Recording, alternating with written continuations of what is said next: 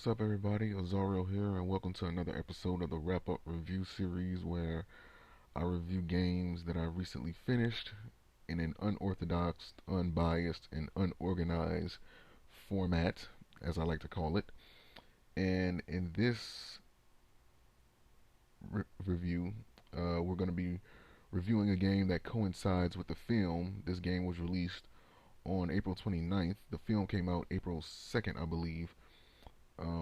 I could be wrong, so don't quote me on that. But it came after the video game. So the game I'm talking about is The Amazing Spider-Man 2, and the game was created by Knox, who created Spider-Man: Shattered Dimensions and the first Spider-Man, uh, and the prequel to this game, The Amazing Spider-Man.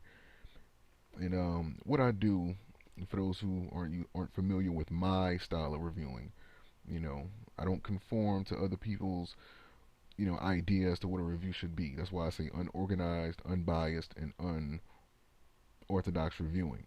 It may not be what you're used to, but what I do is I give a little bit of the story, just a little bit, not much, because I don't like to spoil.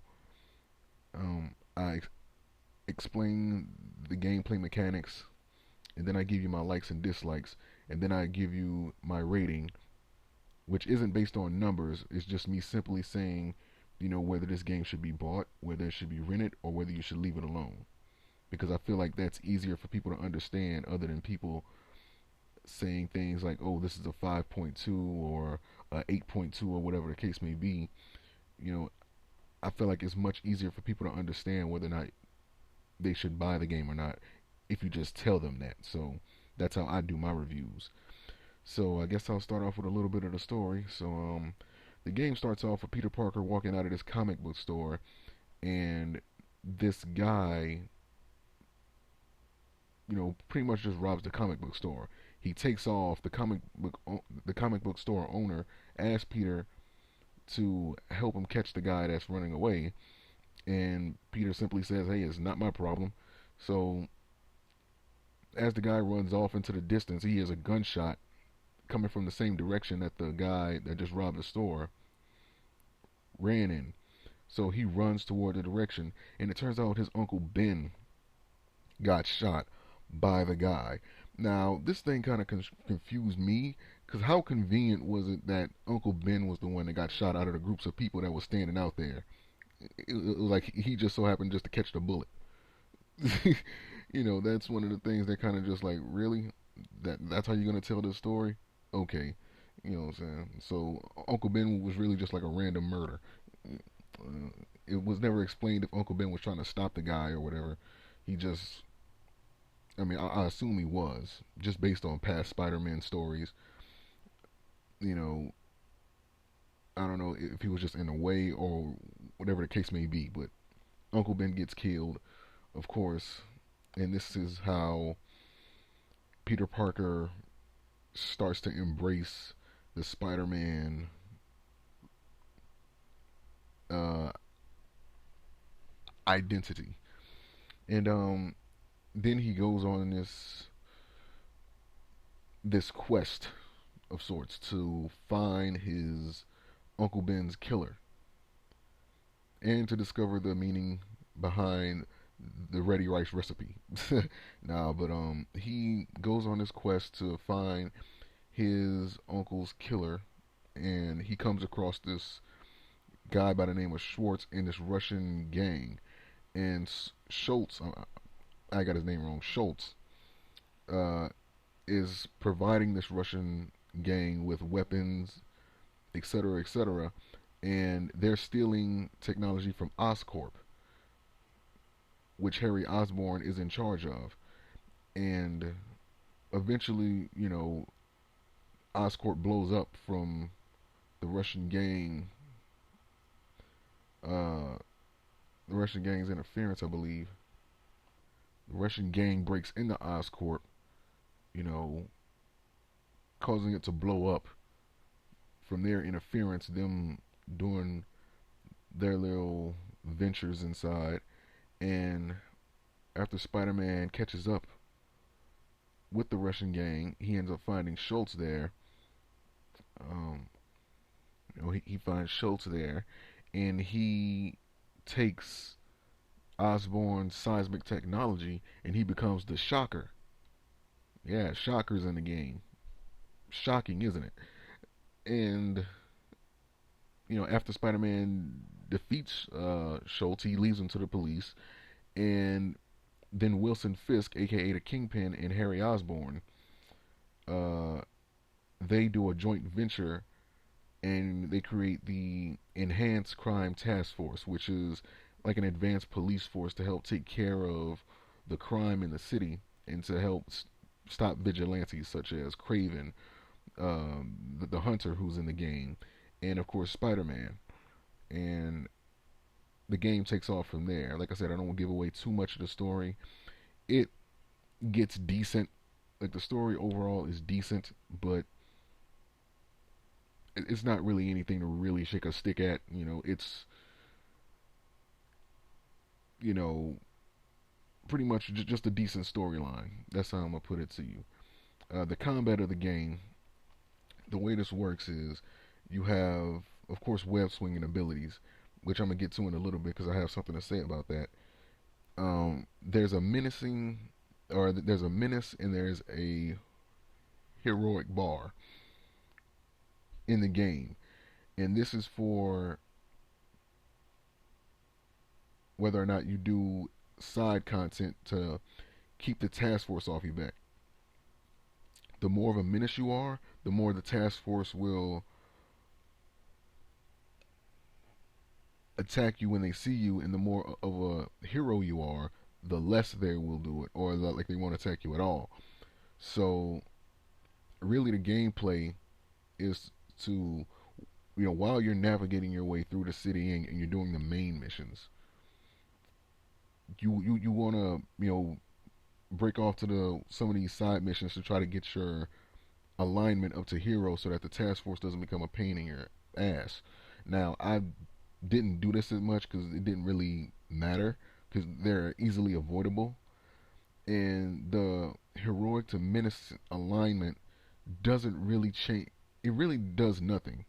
You know, Again, the being a menace just means that the task force will attack you, and they're easily avoidable. And every once in a while, you may get in like one of these little small robot ships that or like drones that comes attack you, but you can take them out easily. So it's really not anything to worry about, really. That alignment really has no value in the game. It doesn't change the storyline. It doesn't add to anything.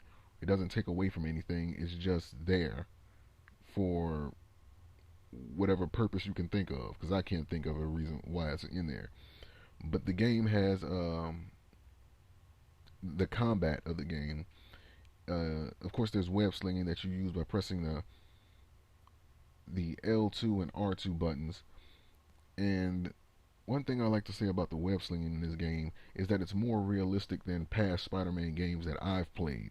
In past Spider-Man games, it was really like Spider-Man could just shoot in midair, or really just, you know, really just attach his webs to the clouds pretty much, and he can web sling off of anything.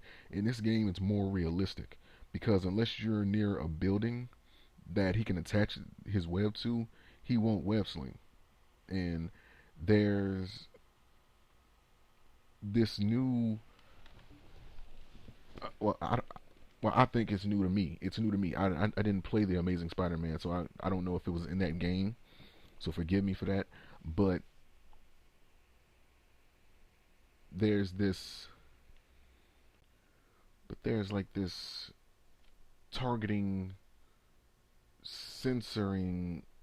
I don't know, like this targeting sense where Spider-Man can zip in a certain direction. What you do is that you hold down R1, and like the screen becomes yellow as you look inside. You know, as you look from Spider-Man's point of view, and he can attach himself and he can zip himself to like walls, or he can knock down enemies from you targeting on that area and just releasing R1. Now again, I pretty much shipped my PlayStation 3 off to my new home in California, so I can't look it up right now and see what it's called, but you know, that's what it does. and it's pretty helpful. It takes some getting used to, especially when you're web slinging through the city and you're trying to attach yourself to buildings, and like you're trying to be quick on some of the main missions and some of the side missions and things like that. But once you get used to it, it's pretty helpful. Now, getting back to the web slinging that I was speaking to just a little while ago, um, the web slinging in this game, again, it's done by pressing L2 or R2. Now, L2 being that Spider-Man will swing to the left, or like he will shoot his webbing from his left uh, wrist, and R2 being that he would shoot his webbing from the right wrist. And depending on what side the buildings are, because again, the game, it's more of a realistic experience when it comes to web slinging. If there's no object or no building for him to attach to, then he pretty much won't web sling. That's pretty much how they made it. So if you see buildings on the right that Spider-Man can web sling to, then it makes sense to press R2, and or if you see buildings on the left, press L2. So that's basically how they got it, how they have it set up. Also, the combat system of the game is that there's a dodge mechanic, and of course, Spider-Man uses his spider sense that when he's in the middle of a fight, you like when you pay attention to his head, these different spider senses are going to go off. Some are red and the other ones are white. The white meaning that there's an enemy that's far away from Spider-Man is preparing to shoot a firearm from far range combat, and red being that there's an enemy getting ready to hit him from close range. And unlike the close range, which all you got to do is just press triangle at the right moment, Spider-Man will just duck and he would do a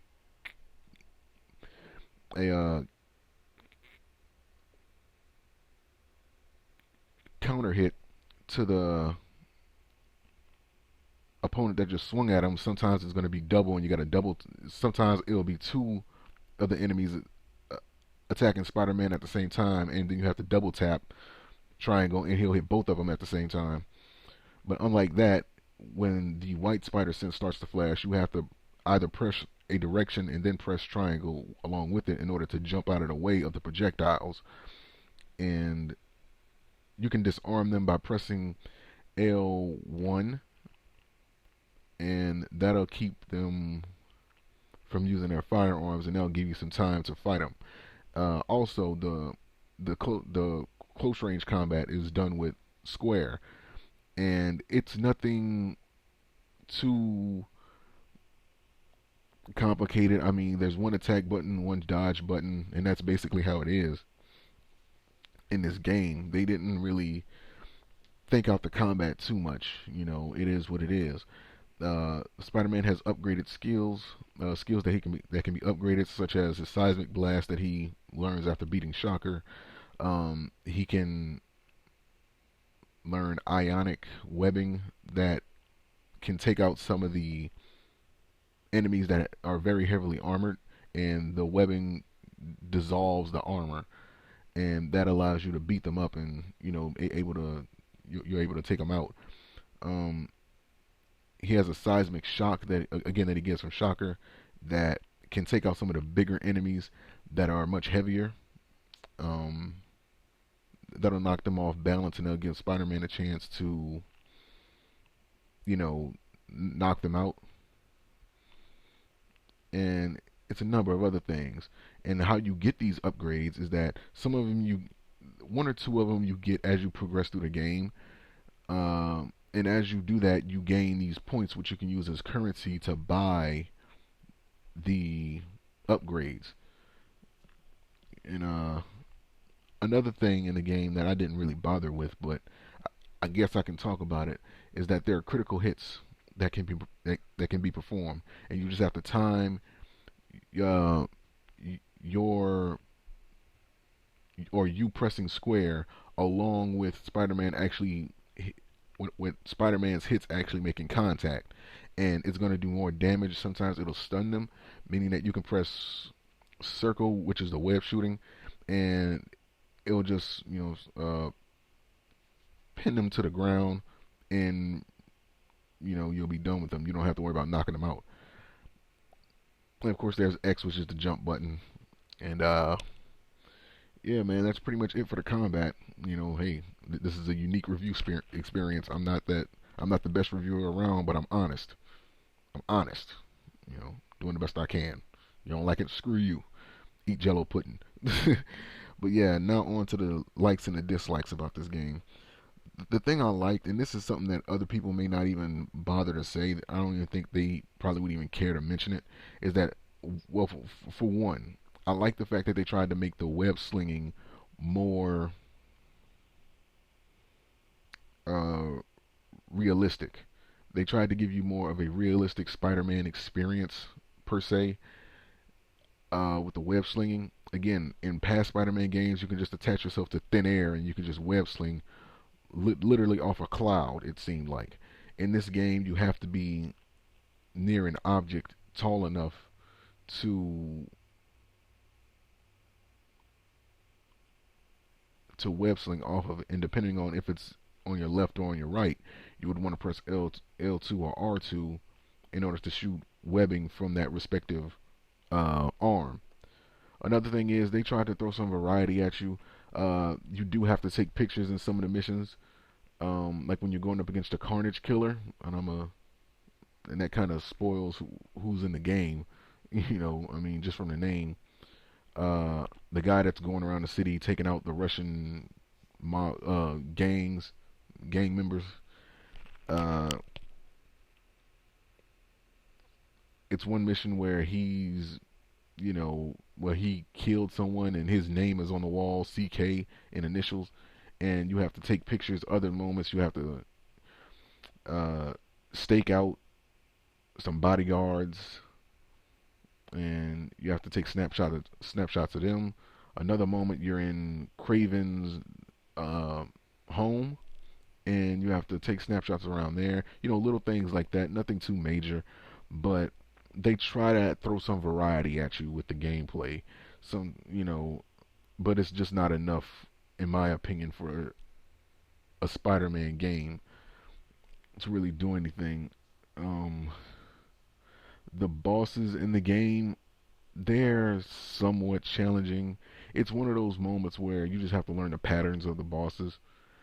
You know, Otherwise you're just, really gonna get clobbered. It's not that hard, and yeah, it's one of those things that the bosses were fairly easy. I'm gonna put it to you like that. They were fairly easy once you learn the the methods in which they attack. So once you learn their patterns, they're easy to get rid of. Um, Also, they have different Spider-Man suits in this game. They have the Ricochet Spider-Man suit.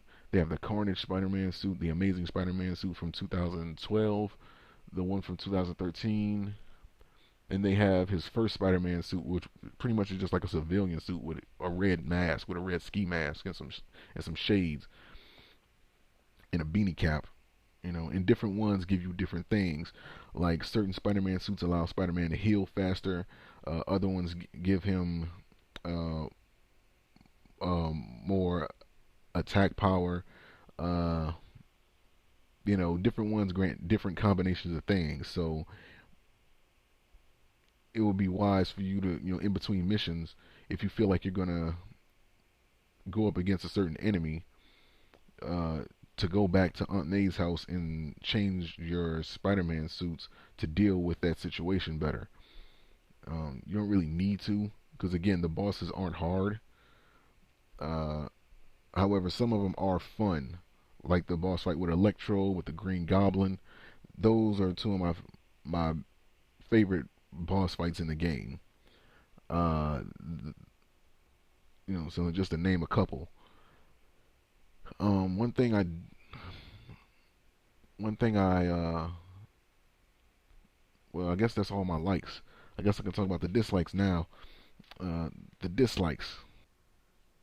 Spider-Man games in general, they tend to be lackluster. They leave much to be desired. They don't really satisfy really it's just like you just play the main story missions and you don't care about anything else unless you're a completionist and you just want to, collect everything in a game. But the average person doesn't really care about doing that. They want to play a good storyline, do all the main missions, and just beat the game. You know, nobody wants to be stuck hours on end doing side content like that. Not really, at least. The combat in the game is uh, very repetitive. Again, there's only one attack button. There's one dodge button from when the enemies hit you, so you can counter hit them. Of course, there's spider sense that you use off and on throughout the game. It's just not enough, and that's been a reoccurring nightmare with Spider-Man games. It, they, some people say that they get boring, and I can't really argue with them after doing the same thing nonstop. It's just, like whatever, it just feels like there should be more to the combat of the game. Uh, with that being said, you know, moving on to the boss fights, the boss fights are relatively easy. Like I said before, the even though the boss fights are relatively easy, they're fun. You know, because they send while you're fighting the boss calls in all these waves of enemies. Truth be told, two of my favorite boss fights in the game were Green Goblin and Green Goblin and who else? Green Goblin and I would have to say Electro. Those are my two favorite boss fights in this game because they seem to actually give you something. They're fun. They're pretty decent in length. You know, there's some pretty good boss fights, but most of them are just relatively easy.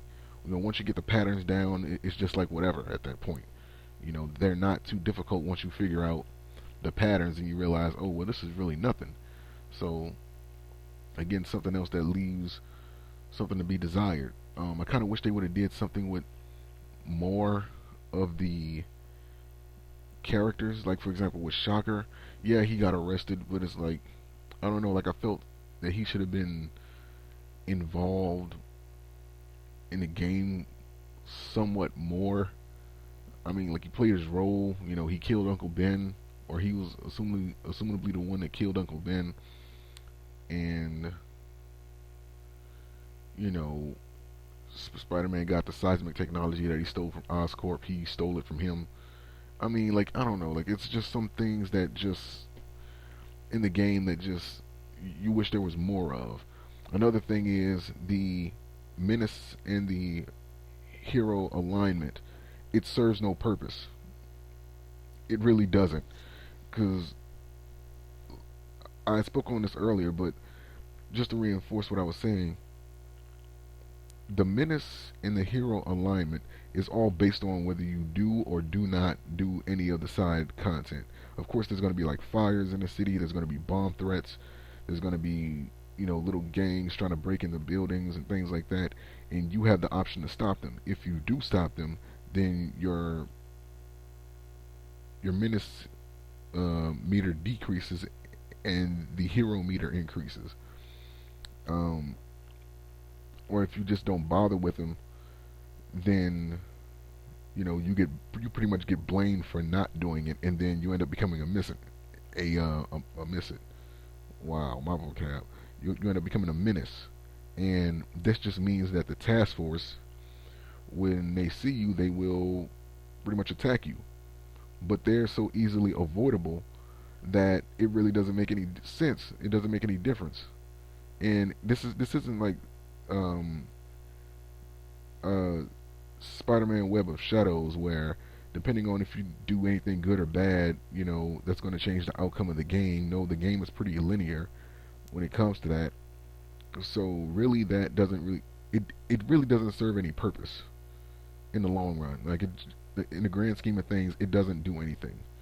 You can avoid whatever little uh, negative consequences are supposed to come with being a menace, but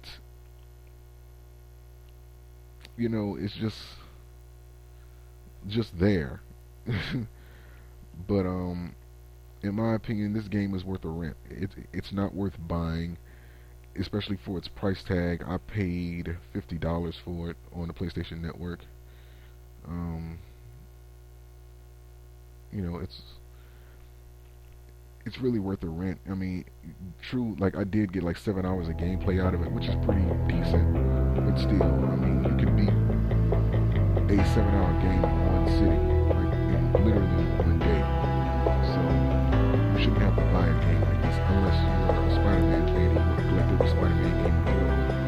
Then go at it. But for the people that just want something quick to play, if you want to play this, I would suggest that you rent it.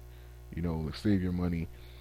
You know, if you're not concerned with getting all the collectibles and all that in there, you wouldn't want to bother with keeping this. But yeah, man, that's pretty much my verdict. It's worth a rent. It's not worth buying.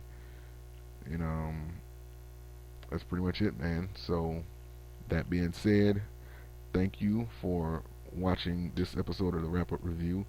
I kind of made it my personal mission to be more active with these wrap up reviews because I'm trying to get better at them. Like I always say, just because you're not good at something doesn't mean that you won't ever be good at it. And I'm trying to get better with these wrap up reviews. I'm trying to be more consistent. And the wrap up reviews that I've been wanting to do, I've done. So I'm well on my way to keeping my personal goals for this year, you know, to a head. So again, thank you for watching. Peace, and I'll see you guys next time.